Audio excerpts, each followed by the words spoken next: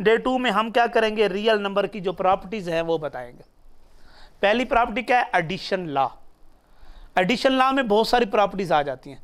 Addition law फिर multiplication law आएगा, ठीक है। एडिशन लॉ में क्या होगा, वही चीज है, क्लोयर लॉ ऑफ एडिशन। इधर क्या होगा, मल्टीप्लिकेशन है तो क्लोयर लॉ ऑफ मल्टीप्लिकेशन, वही चीज है। ये जो इधर लिखी हुई है प्रॉपर्टीज वही इधर लिखेंगे, लेकिन मल्टीप्लिकेशन में, इधर एडिशन में।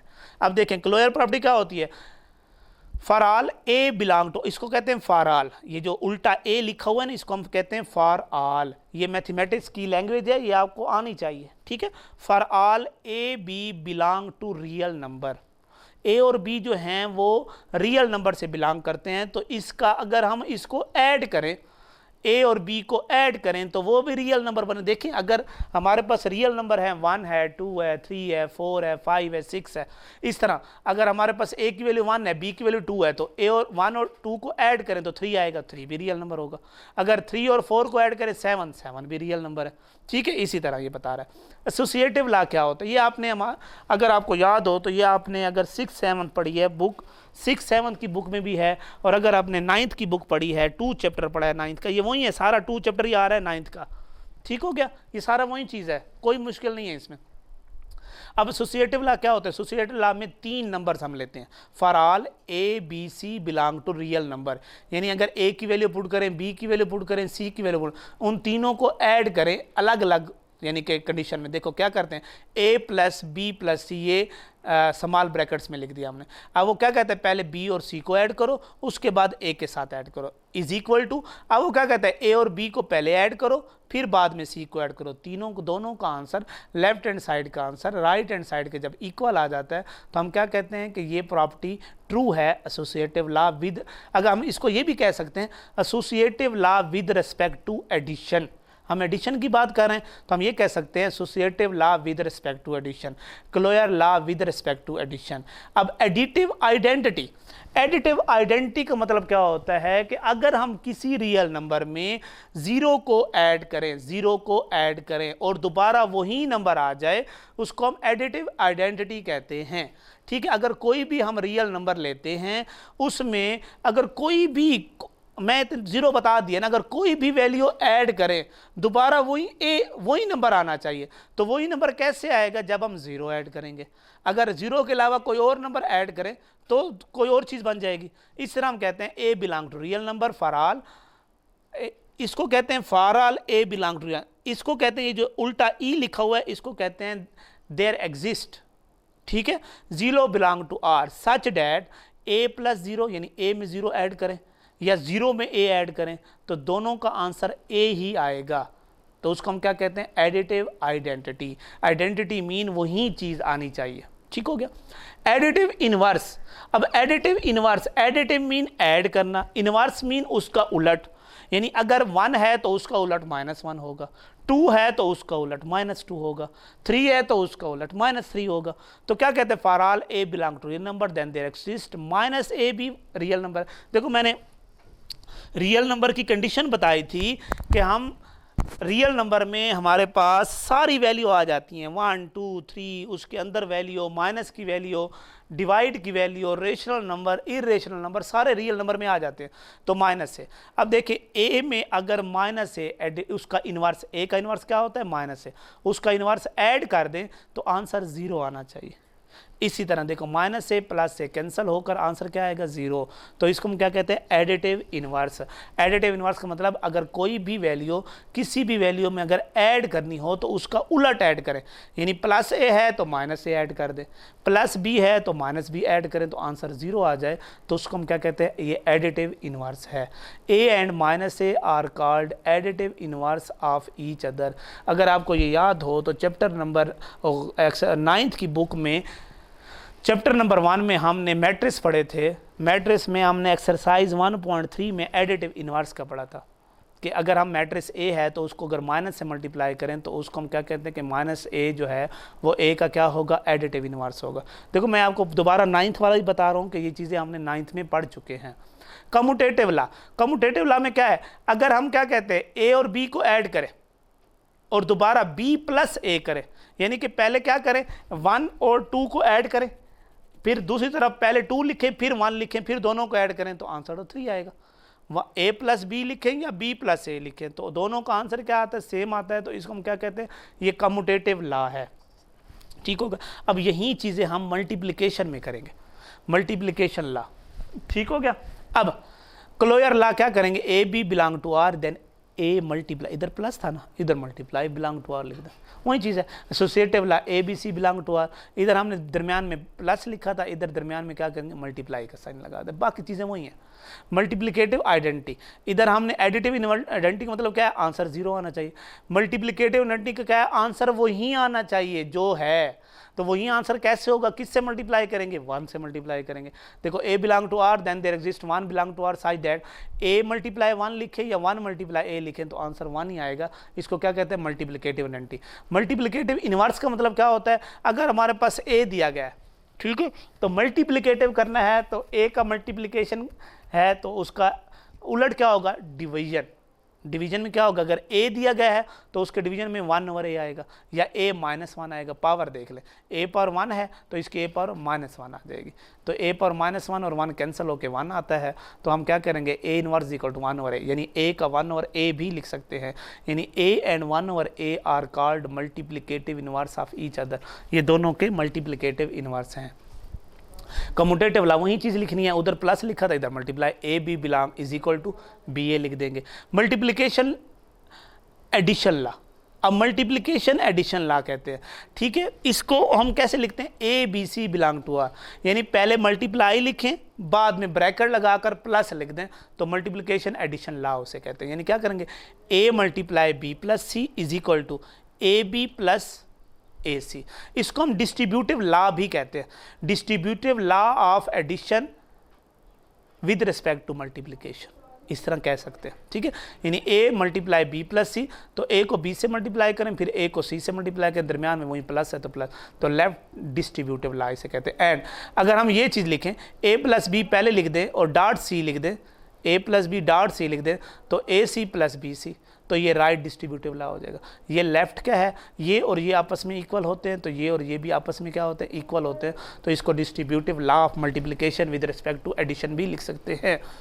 अब प्रॉपर्टी ऑफ इक्वलिटी, ये सारी प्रॉपर्टी आपको बता रहा हूँ ताकि आपको बाद में मुश्किल ना हो कि ये हमने नहीं पढ़ी है, ये हम छोड़ दिया, ये चीज़ हमें छोड़ दिया। ठीक है, अब रिफ्लेक्सिव प्रॉपर्टी, रिफ्लेक्सिव प्रॉपर्टी का मतलब क्या है, रिफ्लेक्ट मीन वही अक्स, आपका अक्स दिखाई दे आपको, यानी अगर मैं हूं तो अगर शीशे के सामने देखूंगा तो मैं ही नजर आऊंगा, वही चीज़ ही नजर आऊंगा ना, कोई और चीज़ नजर नहीं आएगी, इसलिए कहते हैं reflexive property.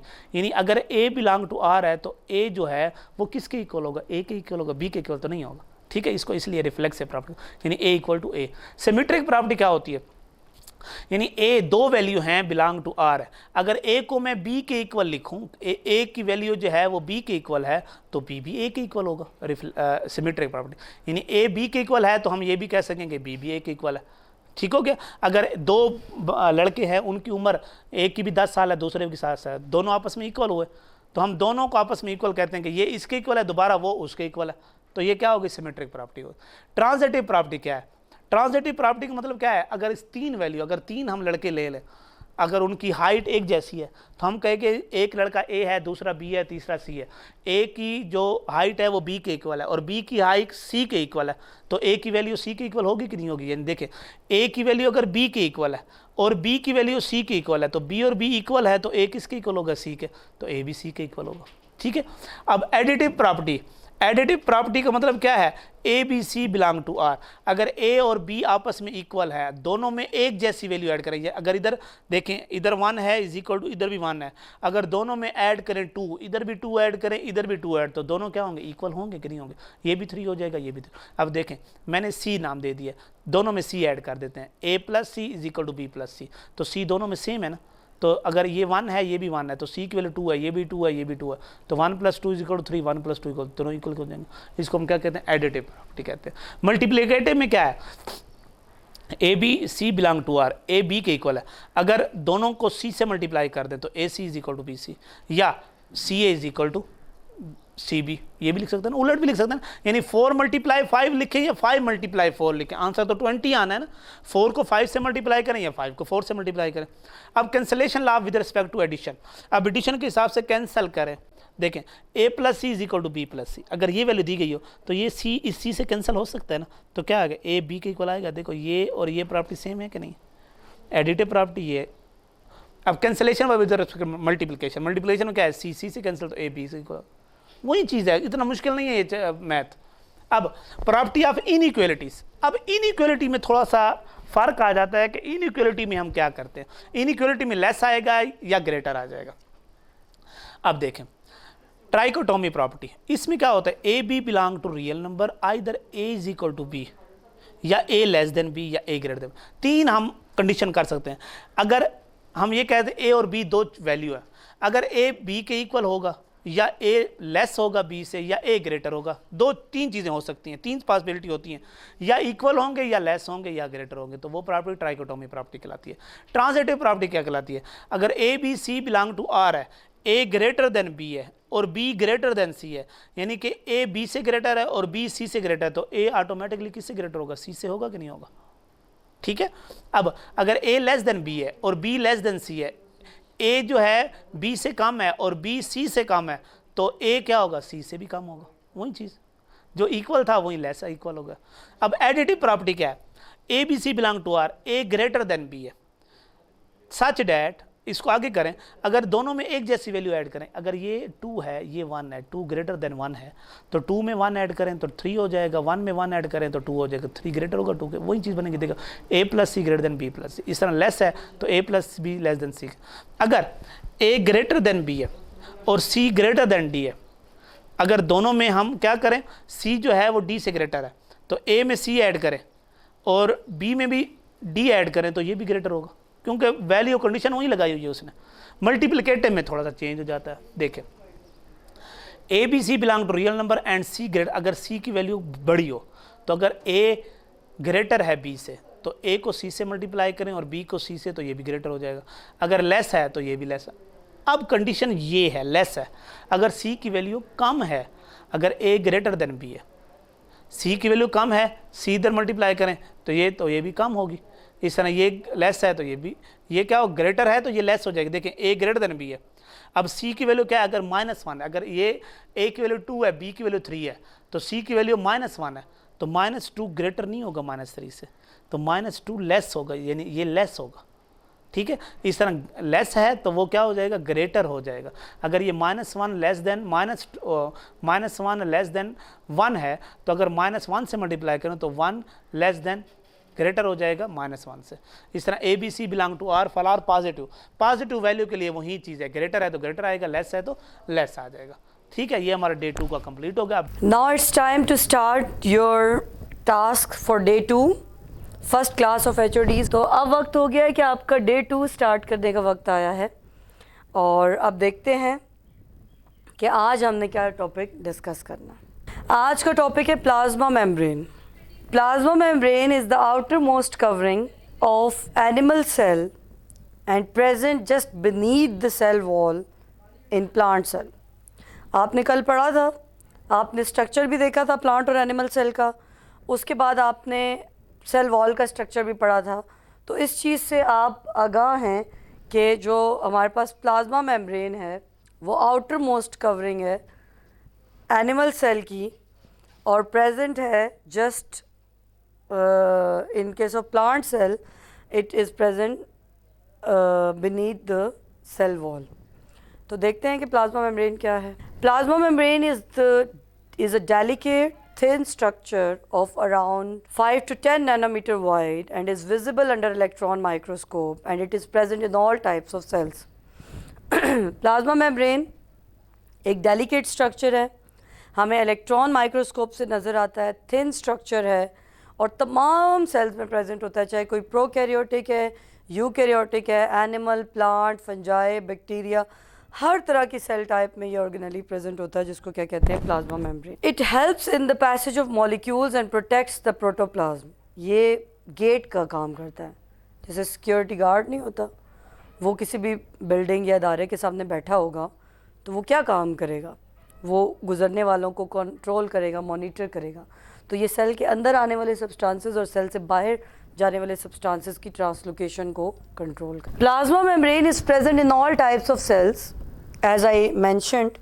Composition, it is made up of lipid and proteins and carbohydrates. अभी हम इसका स्ट्रक्चर देखेंगे तो हमें पता चलेगा इसमें लिपिड्स, प्रोटीन्स और कार्बोहाइड्रेट्स मौजूद होते हैं। ये थिन लेयर है और इलेक्ट्रॉन माइक्रोस्कोप के अंदर हमें नज़र आती है। परमिएबिलिटी, ये सेमी परमिएबल है, मतलब ये हर मटेरियल को अलाउ नहीं करती, चेक एंड बैलेंस करती है। 50-50 इसकी परमिएबिलिटी है। कुछ मॉलिक्यूल्स को ये अलाउ करती है कि गुजर जाएं ड्यू टू इट्स नेचर, और कुछ मॉलिक्यूल्स को अलाउ नहीं करती। Receptor, plasma membrane have receptors help in the cell to cell communication. Receptor समझो एक इसके पास स्पेसिफिक मॉलिक्यूल्स मौजूद होते हैं जो स्पेसिफिक सेल से आने वाले सिग्नल को रिसीव करते हैं। मतलब इसके रिसेप्टर को आप समझ लें कि ताला है और जो आने वाला मॉलिक्यूल है वो चाबी है। तो एक स्पेसिफिक की एक स्पेसिफिक लॉक को ये अनलॉक कर सकती है। तो इसी तरह एक स्पेसिफिक सिग्नलिंग मॉलिक्यूल जो होगा वो एक स्पेसिफिक लॉक के साथ अटैच होकर उसको ओपन करेगा। Metabolic function, metabolically active and living, ये मेटाबॉलिकली एक्टिव है, इधर बहुत सारे रिएक्शंस हो रहे होते हैं, बहुत सारे रिएक्शंस में ये इन्वॉल्व होती है and it is living in nature, ये ग्रो करती है और बहुत सारे और सेलुलर एक्टिविटीज़ में अपना रोल प्ले करती है। Thickness, same thickness throughout life, इसकी thickness throughout the life same रहती है। Nutrition, it need proper nutrition to survive, तो क्योंकि ये ग्रो कर रही है, इसके अंदर लाइफ एक्टिविटीज़ हो रही हैं, तो इसको न्यूट्रिशन भी चाहिए अपनी मेटाबॉलिक एक्टिविटीज़ को कैरी करने के लिए। इसको फूड पार्टिकल्स और न्यूट्रिएंट्स भी चाहिए। प्रोटेक्शन, इट प्रोटेक्ट्स प्रोटोप्लाज्म, ये हमारा जो इनर पोर्शन है उसको प्रोटेक्ट करती है। It separates the components present inside to the outside environment, ये सेल के को सेपरेट करती है आउटसाइड इन्वायरमेंट से, तो ये प्रोटेक्ट करती है सेल को। Helps in cell to cell communication, एक सेल को कोई सिग्नलिंग मॉलिक्यूल चाहिए तो वो दूसरे सेल को पैगाम भेजेगा और रिसेप्टर्स की मदद से, तो ये वहाँ पे भी काम करेगी। It allow the passage of molecule, और ये मॉलिक्यूल का पैसेज जो है वो भी कंट्रोल करती है, इनसाइड एंड आउटसाइड मूवमेंट भी कंट्रोल करती है। Here is the structure of plasma membrane, इसको गौर से देखें। प्लाज्मा मेम्ब्रेन में ये जो ब्राउन कलर की चीज़ आपको नज़र आ रही है, ये दो लेयर्स आपको नज़र आ रही होंगी। जो ब्राउन कलर के गोल गोल ग्लोबुलर चीज़ है, ये दो लेयर्स हैं, इनको कहते हैं लिपिड बायलेयर। आपको लिपिड की दो लेयर नज़र आ रही होंगी, इसको क्या कहते हैं? Lipid bilayer. ये लिपिड बायलेयर कौन से लिपिड की बनी होती है? फॉस्फोलिपिड की। सबसे पहले ये देखिए, इन्होंने यहाँ पे इसको लेबल किया कि फॉस्फोलिपिड है। प्लाज्मा मेम्ब्रेन में क्या मौजूद है? फॉस्फोलिपिड की दो लेयर्स हैं। और ये आपको जो ब्लू कलर की चीज़ इसके अंदर एम्बेडेड, इसके अंदर आप देखें इंसर्ट हुई हुई नज़र आएगी कहीं ना कहीं जगह, इनको क्या कहते हैं? प्रोटीन। प्लाज्मा मेम्ब्रेन के स्ट्रक्चर को जो मॉडल एक्सप्लेन करता है उसको फ्लूइड मोज़ेक मॉडल कहते हैं। और according to fluid mosaic model there is a bilayer of lipid, lipid by phospholipid की दो लेयर्स हैं in which proteins are completely और पार्शली एम्बेडेड, जिसके अंदर प्रोटीन्स एम्बेडेड होती हैं। यहाँ तक समझ आ गया कि प्रोटीन्स इधर एम्बेडेड हैं। उसके बाद क्या होगा? एक और स्ट्रक्चर आप देखें कि ये देखिए, ये ब्लू कलर का रीजन है प्रोटीन का, और ये जो छोटे छोटे से आपको ब्लू ब्रांचेस नज़र आ रही हैं, ये कार्बोहाइड्रेट्स हैं। तो इसको कहेंगे ग्लाइकोप्रोटीन। ग्लाइकोप्रोटीन एक कॉन्जुगेट मॉलिक्यूल है। आपने 10th में केमिस्ट्री में पढ़ा हुआ है कि प्रोटीन एक अलग क्लास है कार्बोहाइड्रेट की, लिपिड एक अलग क्लास है, कार्बोहाइड्रेट्स अलग क्लासेस है। अगर दो डिफरेंट क्लासेस आपस में मिलें तो जो मॉलिक्यूल बनेगा उसे क्या कहेंगे? Conjugate molecule. तो आपकी प्लाज्मा मेम्ब्रेन में कॉन्जुगेट मॉलिक्यूल भी मौजूद होता है, लाइक ग्लाइकोप्रोटीन। जब ग्लूकोज या कार्बोहाइड्रेट किसके साथ अटैच हो जाएगा? प्रोटीन के साथ। अब देखें यहाँ पे ये ग्लाइकोलिपिड है, क्योंकि ये लिपिड लेयर के साथ, ये आपको मैंने बताया था ना, ये ब्राउनिश लिपिड है। जब ये लिपिड के साथ अटैच होगा तो इसको क्या कहेंगे? ग्लाइकोलिपिड। तो आपके पास कॉन्जुगेट मॉलिक्यूल्स भी मौजूद हैं, ग्लाइकोप्रोटीन एंड ग्लाइकोलिपिड। इसके अलावा लिपिड बाय लेयर के अंदर ये येलो कलर का स्ट्रक्चर आप देख रहे हैं, रिंग, ये कोलेस्ट्रोल है। ये फॉस्फोलिपिड को स्टेबिलिटी देता है। और उसके बाद ये इंटरनल साइड है और ये एक्सटर्नल साइड है। एक्सटर्नल साइड जो होती है उस पर ग्लाइकोप्रोटीन्स और ग्लाइकोलिपिड्स मौजूद होते हैं, और जो इंटरनल साइड होती है उस पर क्या मौजूद होता है? स्केलेटन। ये इंटरनल साइड पे साइटोस्केलेटन सेल की शेप को मेंटेन करता है। तो ये आपके सामने स्ट्रक्चर है प्लाज्मा मेम्ब्रेन का, जो मैंने आपको एक्सप्लेन किया है। आपको इसको ड्रॉ करना है। आप यहाँ से भी डायग्राम ड्रॉ कर सकते हैं, लेकिन अगर आपके पास बुक मौजूद है तो आप अपनी बुक से भी ड्रॉ करें। लेकिन ये टॉपिक जब तक आप इसकी डायग्राम ड्रॉ नहीं करेंगे आपको समझ नहीं आएगा। अब हम इसके बारे में पढ़ेंगे। प्लाज्मा मेम्ब्रेन की कॉम्पोजिशन, स्ट्रक्चर तो मैं एक्सप्लेन करके आई हूँ, ये वही चीज़ें। Plasma membrane is the boundary of the protoplasm, जो सेल के अंदर का जो कंटेंट है उसको कहते हैं। It is found in all living prokaryotic and eukaryotic cell. ये तमाम लिविंग सेल में मौजूद होती है, prokaryotes and eukaryote. Plasma membrane is also called cell membrane और प्लाज्मा और द सेल सरफेस मेम्ब्रेन। इसके 3 नाम है, कभी हम इसको सेल मेम्ब्रेन कह देते हैं, कभी प्लाज्मा मेम्ब्रेन कह देते हैं और कभी सेल सरफेस मेम्ब्रेन कहते हैं। It gives shape and mechanical support. तो इसका फंक्शन क्या है, ये भी सेल को शेप देती है और सपोर्ट प्रोवाइड करती है। इसके अलावा इसके जो पार्ट्स हैं ना, जो मैंने आपको पढ़ाया है, phospholipid, glycoproteins, glycolipids, proteins and cholesterol, उनके अपने वैरायटी ऑफ फंक्शंस हैं, तो वो हम देखेंगे। Composition of plasma membrane, Chemically, the cell membrane consists of a protein, 60 to 80% of the lipid. इसके अंदर major content lipid है, phospholipid, and 20 to 40% small quantity of carbs इसके अंदर मौजूद होते हैं, carbohydrates जिसको कहते हैं। Lipid content include phospholipid and cholesterol. इसके अलावा इसके अंदर cholesterol मौजूद होता है। cholesterol जो होता है वो prokaryotes की plasma membrane में absent होता है। The protein content include various structural and functional protein. इसमें प्रोटीन की एक बहुत बड़ी वैरायटी मौजूद है। Carbohydrates are generally found in conjugate molecules. मैंने आपको बताया है ना कि जब 2 डिफरेंट क्लासेस आपस में बॉन्डिंग करती हैं तो कॉन्जुगेट मॉलिक्यूल होता है। जैसे ग्लाइकोलिपिड जब कार्बोहाइड्रेट्स और लिपिड ज्वाइन होते हैं, और ग्लाइकोप्रोटीन्स जब कार्बोहाइड्रेट्स और प्रोटीन ज्वाइन होती है। स्ट्रक्चर ऑफ प्लाज्मा मेम्ब्रेन, इसका जो बेस्ट एक्सेप्टेड मॉडल है उसको फ्लूइड मोज़ेक मॉडल कहते हैं। The model possesses that the membrane is a phospholipid bilayer. ये मॉडल ये कहता है कि हमारे पास फॉस्फोलिपिड की एक बायलेयर है in which protein molecules are इधर पार्शली और होली एम्बेडेड। इसके अंदर प्रोटीन मॉलिक्यूल या तो पूरे के पूरे या 50% एम्बेडेड होते हैं। यही मैं आपको पढ़ा के आई हूँ स्ट्रक्चर में। अगर आप ये देखें ना, दोबारा हम जाते हैं, अगर आप इस स्ट्रक्चर को देखें तो हमने क्या कहा था यहाँ पे कि प्रोटीन बायलेयर है जिसके अंदर लिपिड बायलेयर है जिसके अंदर प्रोटीन कंप्लीटली या पार्शली एम्बेडेड हुई है, डिप हुई हुई है। देखिए ये ब्लू कलर का पोर्शन ऐसे लगता है कि इस फ्लूइडिटी के अंदर डिप हुआ हुआ है। तो ये वो बात कर रहे थे जो उन्होंने वहाँ पे एक्सप्लेन की। चलते हैं हम उस स्लाइड पे। Phospholipid bilayer in which proteins molecule are either partially or wholly embedded. The proteins are scattered throughout the membrane in the irregular pattern. और proteins की कोई ख़ास arrangement नहीं है, ये irregular manner में है, जैसे कि like large iceberg float in the sea.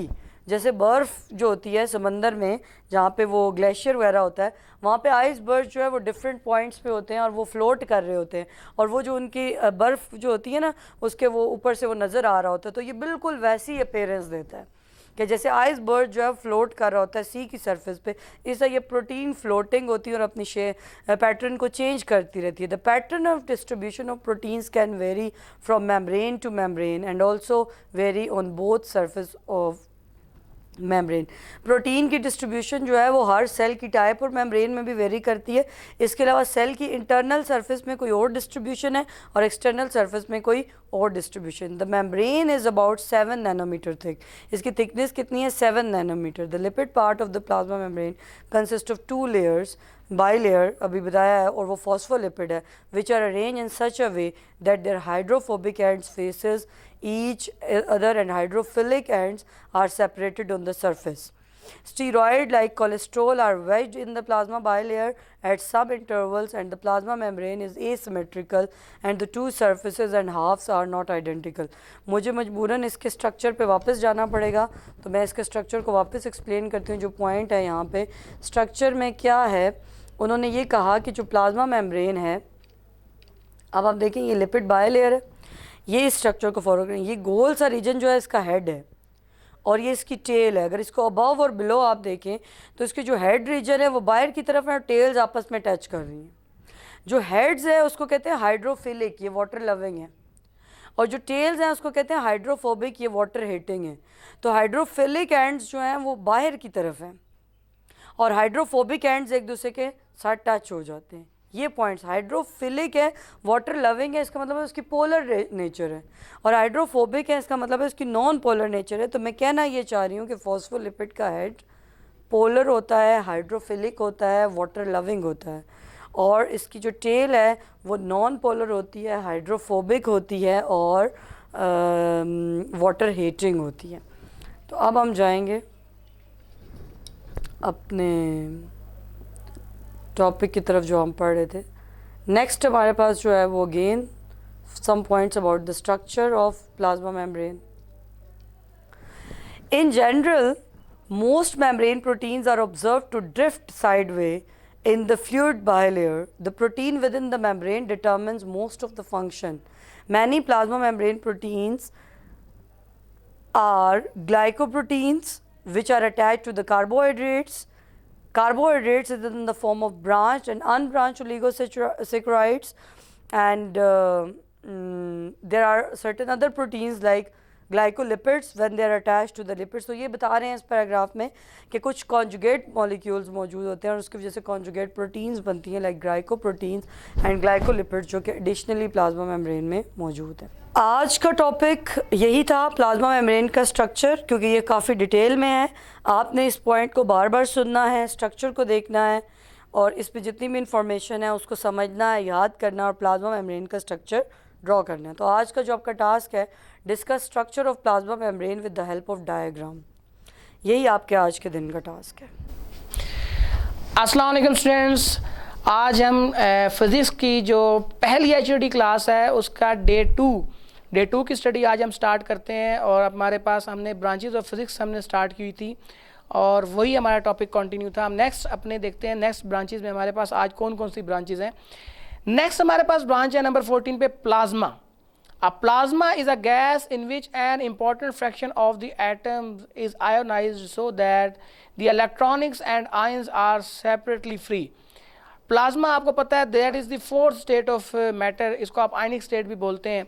तो आयनाइज जो हमारे पास स्टेट होती है, इसमें हमारे पास जब हम इस स्टेट को डिटेल से स्टडी करते हैं that is called plasma. In physics and chemistry plasma is a state of matter similar to gas. Normally ये स्टेट जो है वो गैस से मिलती जुलती है, in which a certain portion of the particles are ionize, जिसमें हम उसके किसी एक ख़ास पोर्शन को आयोनाइज कर देते हैं। The basic premise is that heating a gas dissociates it's molecular bonds. तो इसमें जो बेसिक इसका थीम है वो ये है कि is that heating a gas, जब आप गैस को हीट करते हैं तो डिसोसिएट इट्स मॉलिक्यूलर बॉन्ड, तो वो अपने मॉलिक्यूलर बॉन्ड को ब्रेक कर देती है, rendering into its constituents particles, और वो उसको अपने पार्टिकल्स के अंदर ब्रेक कर देती है, positive ions and negative electrons. और उन पार्टिकल्स के जो उसके फंडामेंटल पार्टिकल्स हैं उसमें पॉजिटिव आयंस जैसा कि प्रोटॉन एंड नेगेटिव इलेक्ट्रॉन्स शामिल हैं। The presence of a non-negligible number of charge carriers makes the plasma electrically conductive to that it responds strongly to electromagnetic fields. तो हमारे पास जो non negligible number of charge carriers होते हैं, जब ये ionised हो जाती है तो जो non negligible number of charge carriers मौजूद होते हैं वो प्लाज्मा को इस काबिल बनाते हैं कि वो इलेक्ट्रिकली कंडक्ट कर सकें और इलेक्ट्रोमैग्नेटिक फील्ड का फिनोमेना के अंदर plasma therefore has properties quite unlike those of solid liquids और gases and is considered as distinct state of matter. तो जब हम प्लाज्मा को देखते हैं तो इसकी जो प्रॉपर्टीज़ हैं वो सॉलिड, लिक्विड या गैस जैसी नहीं है। Like gas plasma does not have a definite shape, gas की तरह प्लाज्मा की कोई डेफिनाइट शेप नहीं है और अ डेफिनाइट वॉल्यूम, या कोई इसका ख़ास वॉल्यूम नहीं है। अनलेस इंक्लोज ना कंटेनर, जब तक आप किसी कंटेनर के अंदर इसको इंक्लोज नहीं करते। Unlike gas under the influence of magnetic field, अगर हम गैस की बात करें under the influence of magnetic field it may form structures, तो उसका एक स्ट्रक्चर कोई ना कोई स्ट्रक्चर बन जाता है, such as filaments, beams and double layers. Some common plasma are stars and neon. अगर हम कुछ कॉमन प्लाज्मा की अगर हम बात करें, एग्जांपल्स देखें तो उसमें स्टार्स शामिल हैं और नियॉन शामिल हैं। तो ये ऐसी स्टेट्स हैं जो सारी की सारी आपके पास प्लाज्मा की फॉर्म में, आयनिक फॉर्म में हैं। तो ये हमारे पास जो ब्रांच है इसमें हम आयनिक स्टेट जो हमारे पास मैटर की है उसको हम डिटेल से डिस्कस करते हैं। नेक्स्ट स्टूडेंट हमारे पास magneto hydrodynamics, MHD, magneto hydrodynamics. Hydro का वर्ड हमेशा जब वाटर की बात करते हैं तो हाइड्रो का वर्ड यूज़ करते हैं, हाइड्रोडायनामिक्स। मैग्नेटो फ्लूइड डायनामिक्स और hydrodynamics is a branch of physics which study the dynamics of electrically conducting fields. हमारे पास जो मैग्नेटो हाइड्रोडायनामिक्स है ये एक फिजिक्स की ऐसी ब्रांच है जिसमें हम स्टडी करते हैं dynamics of electrical conducting fields. Examples of such fluid include plasma, ऐसे फ्लूइड्स जो इस फिनोमेना के अंदर मैग्नेटो फ्लूइड डायनामिक्स के फिनोमेना के अंदर जो शामिल हैं उसमें एक तो प्लाज्मा है, लिक्विड मेटल्स हैं, लिक्विड मेटल्स शामिल हैं, वो मेटल्स जो लिक्विड फॉर्म में होती हैं, एंड साल्ट वाटर और साल्ट वाटर शामिल है। The word magnetohydrodynamics MID is derived from the magneto meaning magnetic field। अगर हम इस वर्ड को इसको डिटेल से देखें तो magneto hydrodynamics, magneto means magnetic field, hydro meaning liquid and dynamics mean movement. The idea of microhydrodynamics is that magnetic fields can induce current in a moving conducting field। अगर हम इस idea को देखें तो जो मैग्नेटिक फील्ड है वो current induce कर सकती हैं मूविंग कंडक्टिंग फील्ड्स के अंदर, which create forces on the fluid, जिसकी वजह से फ्लूइड के ऊपर फोर्सेस क्रिएट होती हैं, and also change the magnetic field itself, और वो मैग्नेटिक फील्ड भी चेंज कर सकती हैं। नेक्स्ट हमारे पास स्टेट है students space physics. It is also known as space plasma physics. जब हम स्पेस फिजिक्स की बात करते हैं तो इसको हम ये भी कह सकते हैं कि ये स्पेस प्लाज्मा फिजिक्स है। It is study of plasmas as they occur naturally in the universe. ये हमारे पास स्टडी उन प्लाज्माज के बारे में जो नेचुरली हमारे पास स्पेस में मौजूद हैं।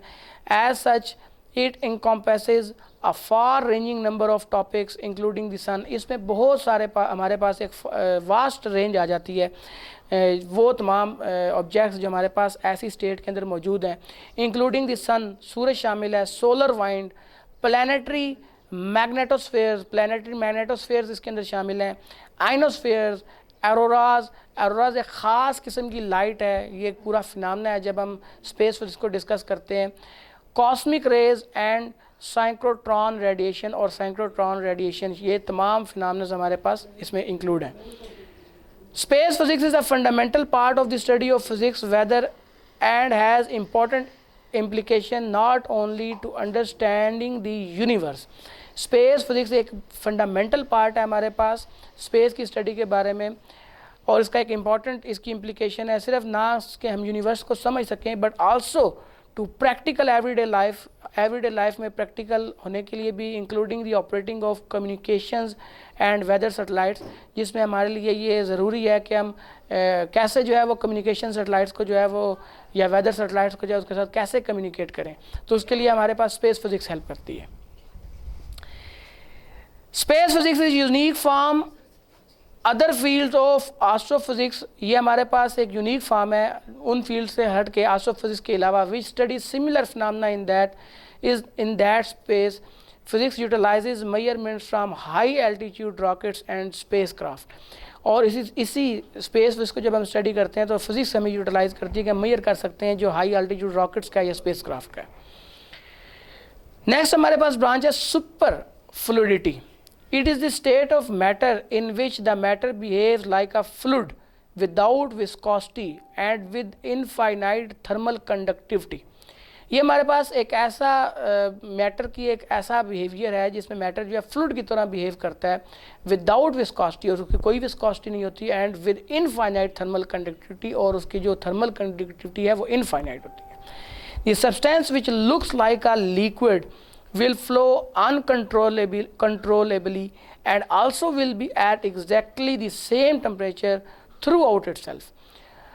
अगर हम देखें the substance which look like जो कि liquid की तरह दिखाई दे रहा है और वो उसका flow uncontrollable है and also will be exactly the same temperature, और उसका temperature भी same है। Superfluidity is the frictionless flow and other exotic behavior observed in the liquid helium। Super fluidity जो है ये नॉर्मली हमारे पास हीलियम, लिक्विड हीलियम के अंदर जो है ये दिखाई देती है, and at temperature near absolute zero, और उसका टेम्परेचर जो है वो एब्सोल्यूट ज़ीरो होता है। And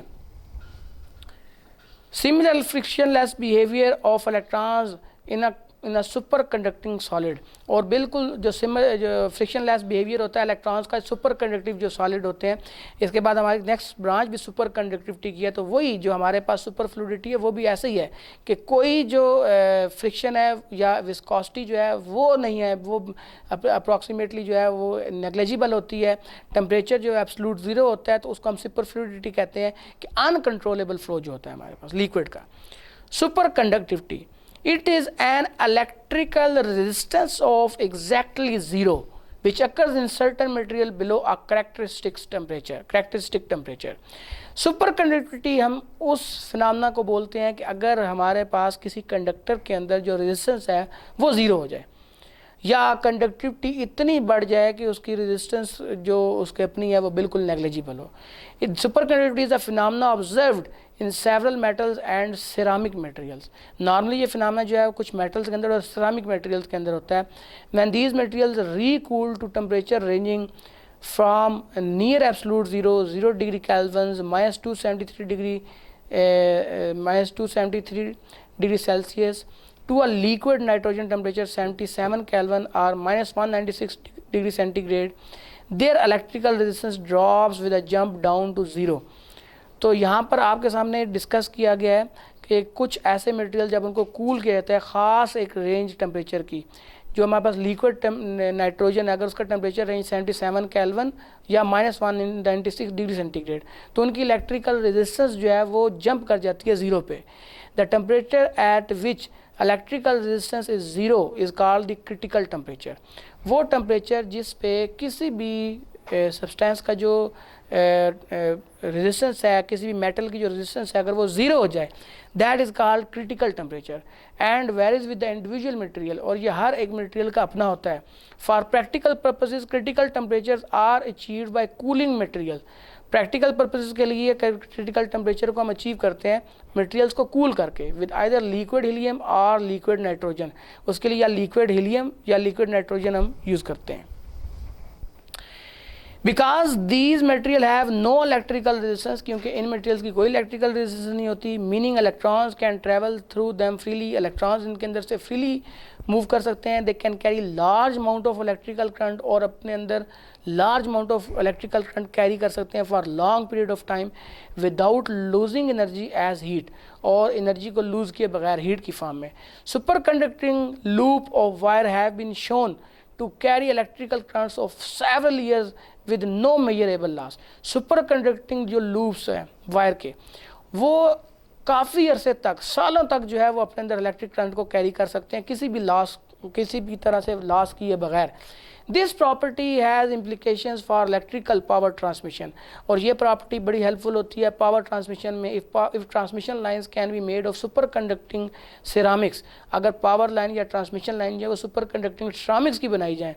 and for electrical storage devices, या इलेक्ट्रिकल स्टोरेज डिवाइसेस के लिए जो है हमारे पास सुपर कंडक्टिविटी की जो मैकेनिज्म है ये बड़ा हेल्पफुल होता है। तो ये थी सुपर कंडक्टिविटी। नेक्स्ट हमारे पास जो ब्रांच है दैट इज़ ऑप्टिक्स।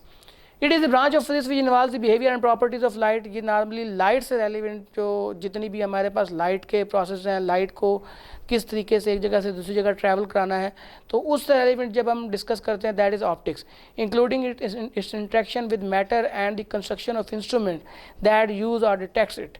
इसमें इंक्लूड है इंट्रैक्शन विद इसकी जो इंस्ट्रूमेंट्स की जो कंस्ट्रक्शन है दैट यूज्ड और डिटेक्टेड, जो इसको यूज़ करते हैं, जो इसको डिटेक्ट करते हैं। Optics usually describes the behaviour of visible ultraviolet and infrared light.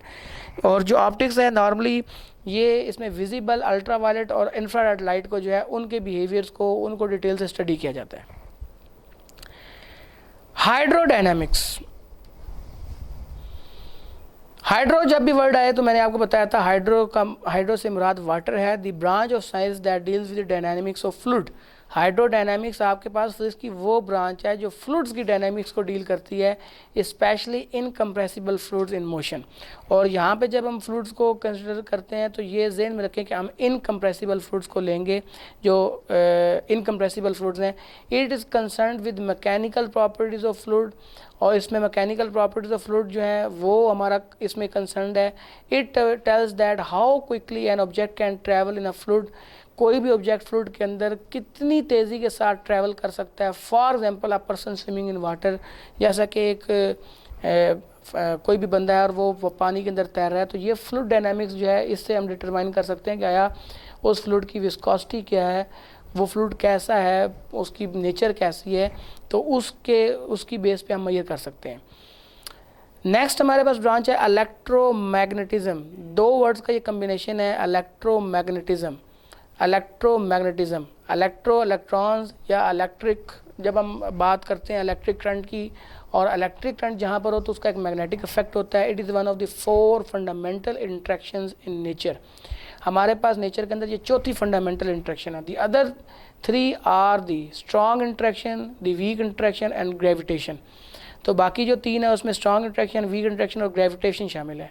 Electromagnetism is the force that causes the interaction between electrically charge particles. Electromagnetism is the force, ये एक ऐसी कुव्वत है जो वजह बनती है जो इलेक्ट्रिकल चार्ज पार्टिकल्स हैं उनकी आपस में इंट्रैक्शन की।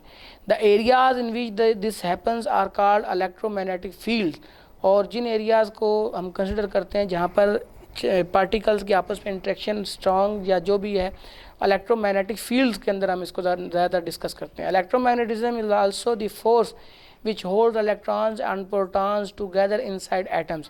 इलेक्ट्रोमैग्नेटिज्म ही की वजह से जो है वो इलेक्ट्रॉन्स और प्रोटॉन्स एक दूसरे को अपने करीब रखते हैं। अगर एटम के स्ट्रक्चर को आपने स्टडी किया तो आप देखते हैं कि एटम के सेंटर में न्यूक्लियस है जिसमें प्रोटॉन पॉजिटिव चार्ज है और सराउंडिंग में इलेक्ट्रॉन्स रिवॉल्व कर रहे हैं, तो वहाँ पर भी इलेक्ट्रोमैग्नेटिक इफेक्ट है, इलेक्ट्रोमैग्नेटिज्म है आपके पास।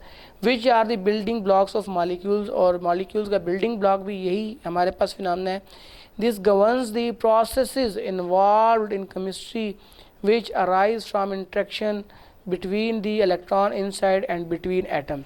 तो इसमें जो हमारे पास केमिस्ट्री के जो लॉज हैं, जैसा कि इंट्रैक्शन हमारे पास जो केमिस्ट्री के अंदर हम ये बात ज़्यादातर डिस्कस करते हैं, जो इंट्रैक्शन होती है between electron inside and between atoms, जो एटम्स के आपस में जो इंट्रैक्शन है या इलेक्ट्रॉन्स की इनसाइड जो इंट्रैक्शन है आपस में हो गई या उसके साथ न्यूक्लियस के साथ हो गई, तो वो इलेक्ट्रोमैग्नेटिज्म फिनोमेना जो है हमें डिटेल एक इसके बारे में प्रोवाइड कर रहे हैं।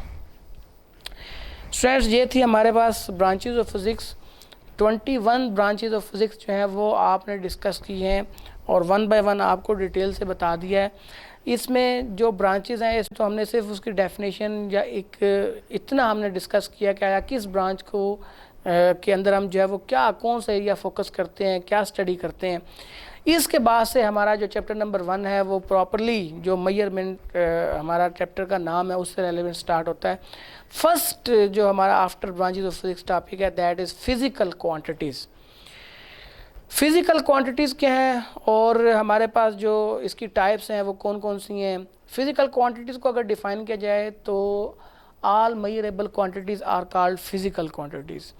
All those quantities in terms of which law of physics can be described are called physical quantities।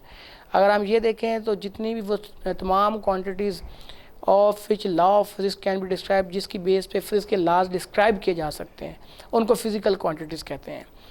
तो फिज़िकल क्वांटिटीज़ हमारे पास मेजर 2 टाइप्स की फ़िज़िकल क्वांटिटीज़ हैं। Types of physical quantities previous level पे भी आप लोग ये डिस्कस कर चुके हैं। Physical quantities are divided into base quantities and secondly हमारे पास है डिराइव्ड क्वांटिटीज़। 2 किस्म की फ़िज़िकल क्वांटिटीज़ होती हैं, number 1 base quantities and number 2 derived quantities. अब 1 बाय 1 हम डिस्कस करते हैं base quantities. Base quantities, the minimum number of those physical quantities in term of which other physical quantities can be defined। एक तो ये definition है इसकी, और ये हमारे पास एक limited number है हमारे पास base quantities का और हमेशा वही रहेगा। The minimum number of those physical quantities in term of which other physical quantities can be defined। ये वो छोटा हमारे पास एक ख़ास नंबर ऑफ़ फिज़िकल क्वांटिटीज़ का है जिसकी बेस पे हम दूसरी क्वांटिटीज़ को डिफ़ाइन कर सकते हैं, उनको हम बेस क्वांटिटीज़ कहते हैं। या इसकी एक सेकंड डेफिनेशन है, वो भी सुन लें। The base quantities are those quantities which can not be defined in terms of other quantities. Base quantities को हम किसी भी दूसरी क्वांटिटीज़ की टर्म पे जो है वो डिफ़ाइन नहीं कर सकते, चाहता हम इसकी बेस पे दूसरी क्वांटिटीज़ को हम डिफ़ाइन कर सकते हैं। तो हमारे पास जो बेस क्वांटिटीज़ हैं उसमें लेंथ, मास, टाइम, अभी आप आगे मैं इसकी डिटेल आपको बताऊंगा। Length, mass, time, temperature, electric current, intensity of light, amount of substance, 7 base quantities हैं हमारे पास। derived quantities, physical quantities whose definition are based on other physical quantities are called derived quantities। ये उसके opposite है कि वो तमाम quantities जो दूसरी quantities की base पे define की जाती हैं उसको हम derived quantities कहते हैं। आप देखेंगे जितनी भी derived quantities हैं उसमें base quantities की ही base पे हम उनको define कर रहे हैं, base quantities की base पे हम उनको derive कर रहे होते हैं। For example, velocity, acceleration, momentum, force, etc।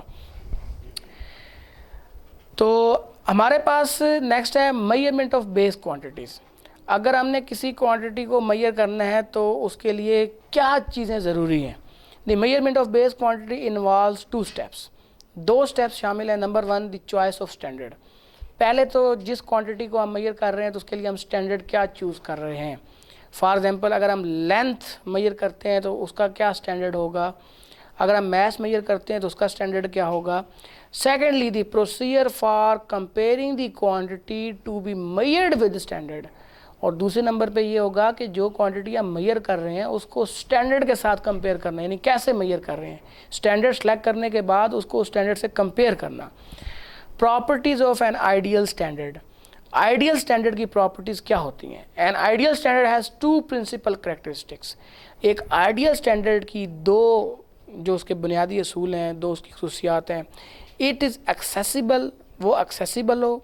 Number 2 it is invariable, वो चेंज ना हो सकता हो, इनवेरिएबल हो।